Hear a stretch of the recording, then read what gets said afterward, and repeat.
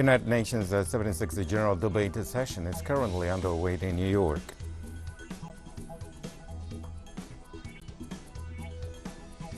Canadians gave Prime Minister Justin Trudeau the Liberal Party a victory in Monday's parliamentary elections.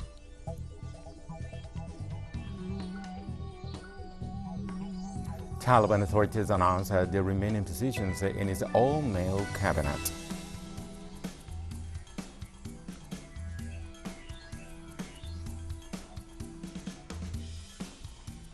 From the TeleSUR studios in Havana, welcome to From the South. I am Brett Gomez. So we begin with the news.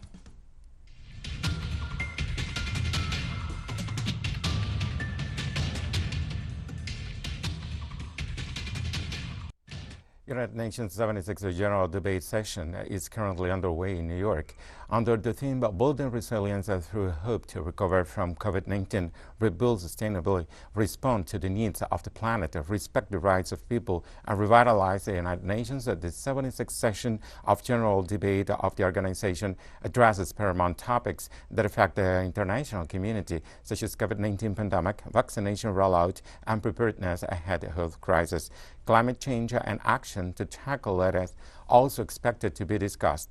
This year, because of the pandemic, world leaders were invited to send in pre-recorded videos of their speeches, which are broadcasted as live. However, several countries can attend the debate in person with limited delegations. During the opening of the general debate, the UN Secretary General Antonio Guterres presented the annual report on the activities of the organization. He said climate crisis and COVID-19 have revealed the vulnerabilities that still exist around the world.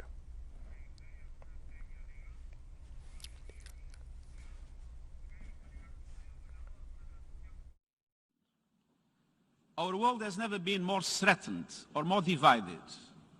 We face the greatest cascade of crises in our lifetimes.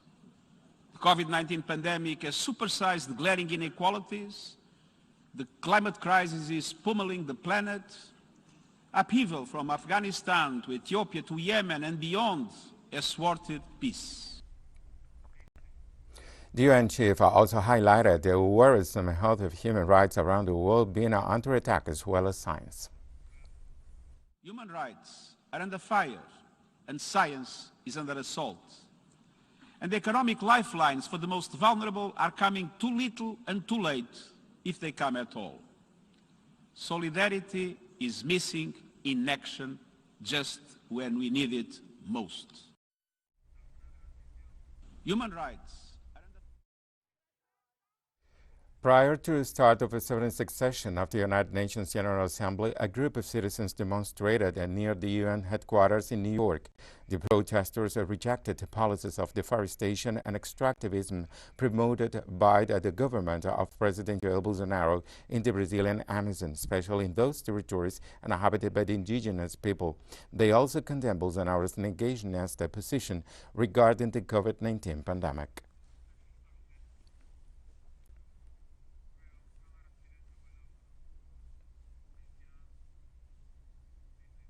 In other news, human rights groups have slammed the Biden administration for mass deportations of Haitian asylum seekers from the United States after thousands managed to cross into Texas following long and dangerous journeys. Images from U.S. Border Patrol agents in Texas rounding up Haitians on horseback have also sparked outrage. The governor of Texas, Greg Abbott, requested federal emergency due to the situation on the Mexican border. More than 15,000 people, mostly Haitians, have been camped under a bridge after waiting across the Rio Grande from Mexico.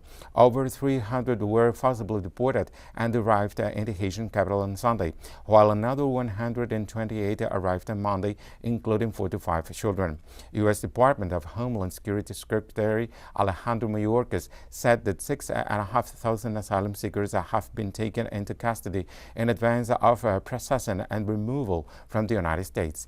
The vast majority will be expelled under Title 42, a Trump-era health order that cites the coronavirus pandemic as a reason to quickly expel people seeking asylum at the U.S. border. Human rights groups have insisted that the order is a violation of the U.S.'s own immigration law.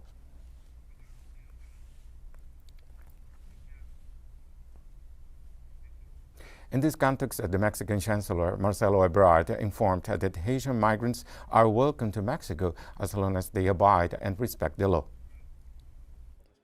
If you wish to be in Mexico respecting the law, we shouldn't have any inconveniences. That is, as long as you go through the proper channels. But if it is by force, then forget it. And if you don't want to be in Mexico, we have the obligation of telling you that the same thing will happen in the United States. You'll be sent back to your country again. The Mexican Chancellor also referred to the Temporary Protection Status program for Haitian citizens in the United States.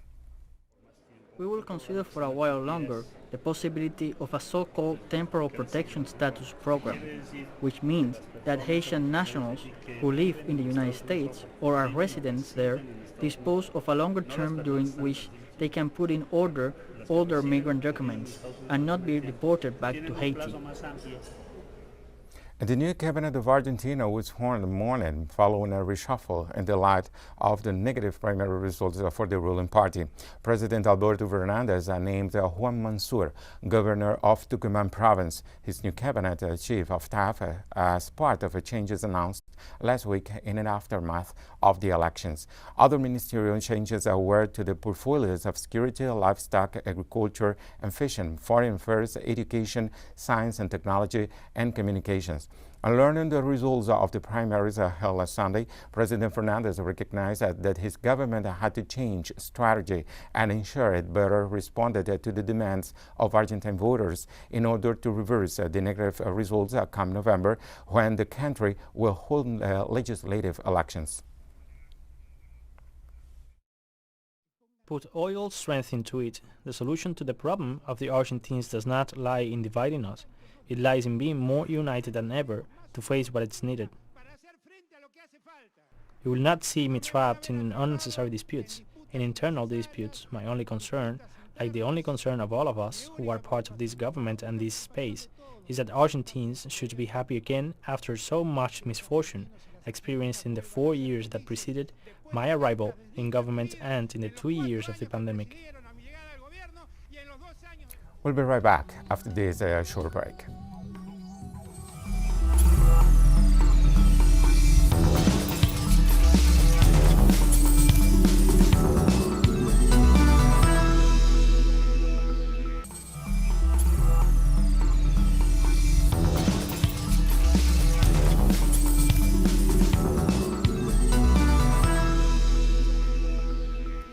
Welcome back. Canadians gave Prime Minister Justin Trudeau's Liberal Party a victory in Monday's parliamentary elections. The Liberals won most seats of any party.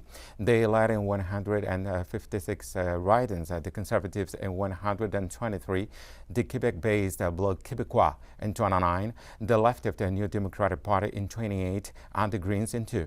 The polls came 2 years early and were announced just last month as Prime Minister Trudeau made a risky bid to secure a parliamentary majority, having failed to do so in 2019.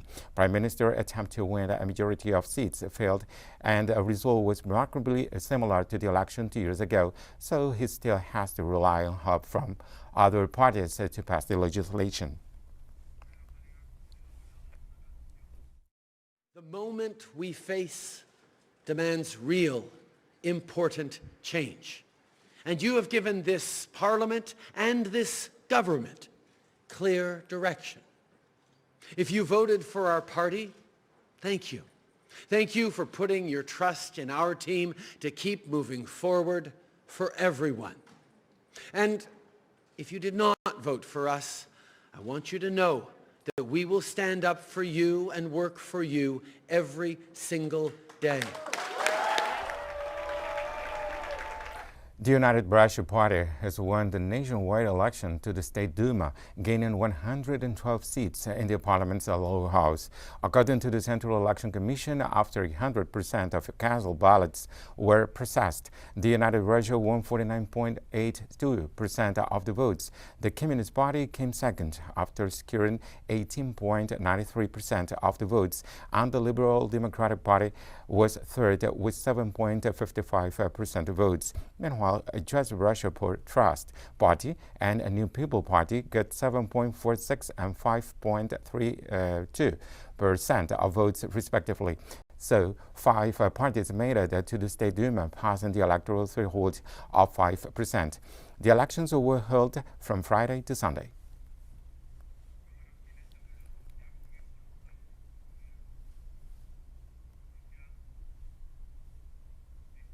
Shocked and grieving Russians gathered outside a university in the city of Perm on Tuesday after a student went on the campus shooting spree, killing 6 people and wounding dozens. On Monday morning, a university student wearing black tactical gear and helmet roamed through the densely populated campus, wielding a hunting rifle and shooting down people in his path. There has been no indication yet of any motive for the attack. The rampage caused chaos on the campus, with footage on social media showing dozens of students leaping through windows to evade the attacker. President Vladimir Putin described the incident, which claimed the lives of 1 man and 5 women aged between 18 and 66, as a great loss for the entire country. The attack in Perm was the second mass shooting to target students in Russia this year and came with growing attention on gun control laws.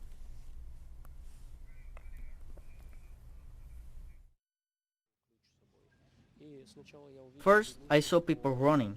Then I saw the shooter. I understood what was happening straight away. I told the students that they have to move away from the windows and that they need to lie down between the tables. With my colleague, we started to close the doors. Suddenly, one of our classmates wrote to us that a shooting had started. First, we didn't believe it. Then there was a bit of evidence. We locked ourselves in the lecture room until they told us to get out. This monstrous violence will always remain a deep absurdity in the history of Perm University and of the Perm region. The Indian Directorate of Revenue Intelligence has arrested a Chennai-based couple in Delhi in connection with the smuggling of 3,000 kilograms of heroin from Afghanistan. Officials said the investigation revealed that the heroin was imported under cover as a semi-processed talc stones originating from Afghanistan by a Vijayawada-based Ashi trading company. The consignment, with one container carrying nearly 2,000 kilograms and another holding nearly 1,000, was shipped from Iran's Bandar Abbas port to Mundra port in Gujarat. Officials also suspect the involvement of few Afghans and Indian nationals in smuggling the high-quality heroin. The shipment was estimated to be worth over $2.7 billion.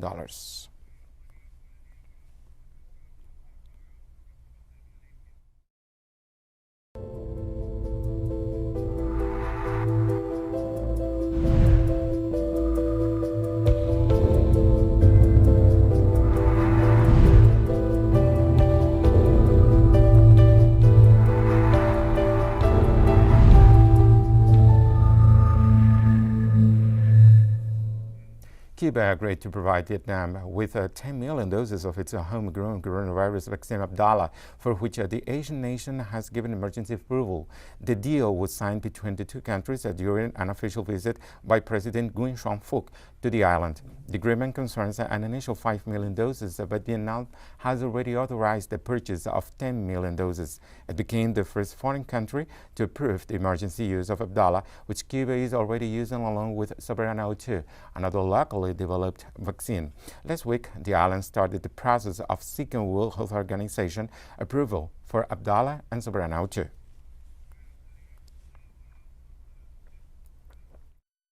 Many cooperation agreements have been signed on this occasion. It can be said that it is a very successful visit in all areas: political, diplomatic, economic, commercial, and especially on this occasion, health. The Abdala vaccine has been endorsed by the Vietnamese regulatory agency, which is also fair to say that there is a tradition of Cuba Biotechnology working with the Vietnamese regulatory agency and Vietnamese companies, because we also exchanged or marketed the recombinant vaccine against hepatitis V, the vaccine, which means that we can say that this project is a project of continuity, which is also a project of modernity, because everything has been evolving. The number of North Americans who have died as a result of COVID-19 could surpass the fatalities caused by the 1918 Spanish flu outbreak, according to a count by Johns Hopkins University. Approximately 675,000 people have died from coronavirus in the United States, and scientists believe the virus will never entirely disappear. Experts hope it will become a more seasonal bug as immunity strengthens through vaccines and repeated infections. The 1918-19 influenza pandemic killed 50 million victims globally at a time when the world had 1/4 the population it is now, while global deaths from COVID-19 now stand at more than 4.6 million. The lessening of COVID-19 could happen if the virus progressively weakens as it mutates more and more humans' immune systems are learned to attack it. Vaccination and survival of infections are the main ways the immune system improves.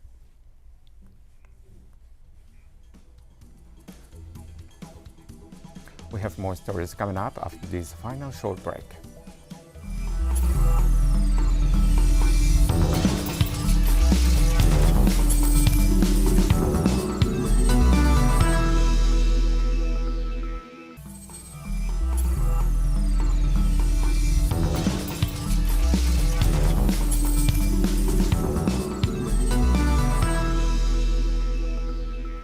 Welcome back. The Taliban on Tuesday announced the remaining positions in its all-male cabinet. Taliban did not loosen the international community that warned that the group will be judged by their actions and that its recognition would be linked to the treatment of women and minorities in Afghanistan. Taliban spokesperson presented the list of new names at a press conference in the Afghan capital of Kabul. Zabihullah Mujahid defended the expansion of the cabinet, saying it included members of ethnic minorities such as Hazaras. He also said that women might be added later. In the meantime, Taliban leaders announced girls will be allowed to return to school as soon as possible.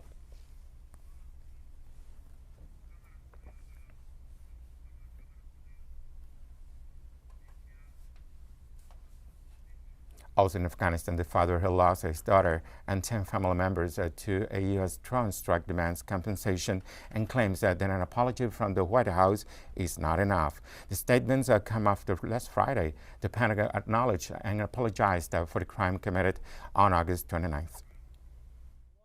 First of all, the U.S. should not carry out attacks in a residential area, even if there are criminals there. And after carrying out the attack, the problem cannot be solved with an apology. They should come to compensate the victims because the Afghan people are in poverty. Therefore, a simple apology to those who have been harmed and have lost their families is not enough. Palestinian citizens protested in several cities in the occupied West Bank in solidarity with Palestinian prisoners held in Israeli prison. Demonstrations took place in front of the International Committee of the Red Cross headquarters, demanding the organization to act immediately and provide protection to the Palestinian prisoners. In particular, demonstrators called for the protection of the 6 prisoners who escaped from Gilboa prison, who suffered severe torture after their arrest. Protesters also called for the international community to pressure Israel to end its policy of administrative detentions.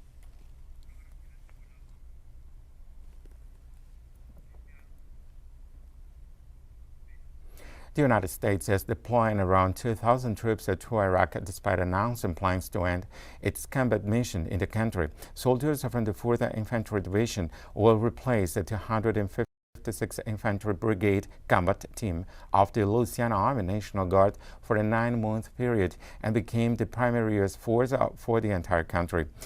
Soldiers will provide security and protection, assist and advise Iraqi security forces, provide air defenses against the attacks, and train partner forces in the nation. In July, U.S. President Joe Biden announced that the country's combat mission would conclude by the end of the year, but the North American military would retain a presence in Iraq to train and advise the forces.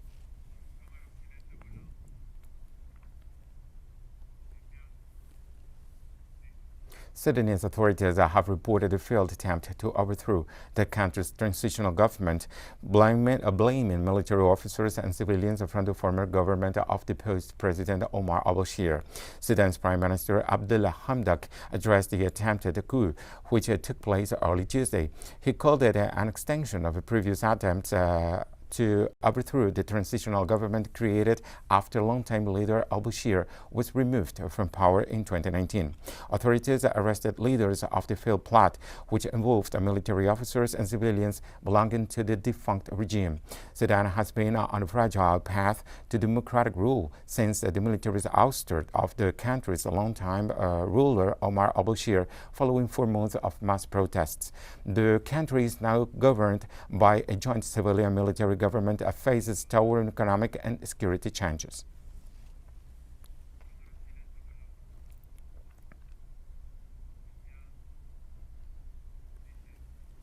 Paul Rusesabagina, a motel band manager portrayed as a hero in a Hollywood film about the nation's 1994 genocide, was found guilty of being part of a group responsible for terrorist attacks and sentenced to 25 years in prison by a Rwandan court.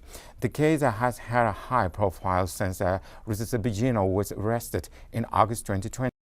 After what he described as a kidnapping from Dubai by Rwandan authorities. The former hotel manager was accused of supporting an armed wing of his opposition political platform, the Rwanda Movement for Democratic Change. The group had claimed some responsibility for attacks in 2018 and 2019 in the south of the country, in which 9 people died. Rwandan prosecutors had set a life sentence for the former hotelier, but finally reduced it to 25 years as it was his first conviction.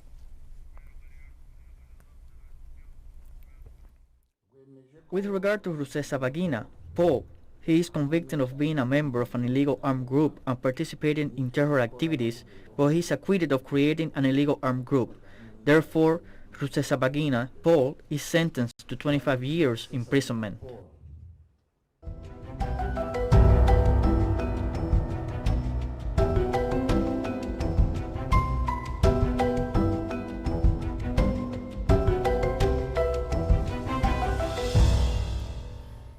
Spanish scientists have reported the eruption of the Cumbre Vieja volcano emits up to more than 10,000 tons of sulfur dioxide daily. Economically, the eruption is taking a heavy toll on the island. So far, more than 100 buildings have been destroyed and more than 5,000 people have been evacuated. In the last hours, the lava flows have been approaching the urban center of Tudoque town, located southwest of the area known as Isla Bonita. Authorities have closed the roads and highways. The rate of deformation of the ground seems to have slowly decreased, which might be a sign that the eruption is stabilizing. In addition, earthquake activity has also made less intense.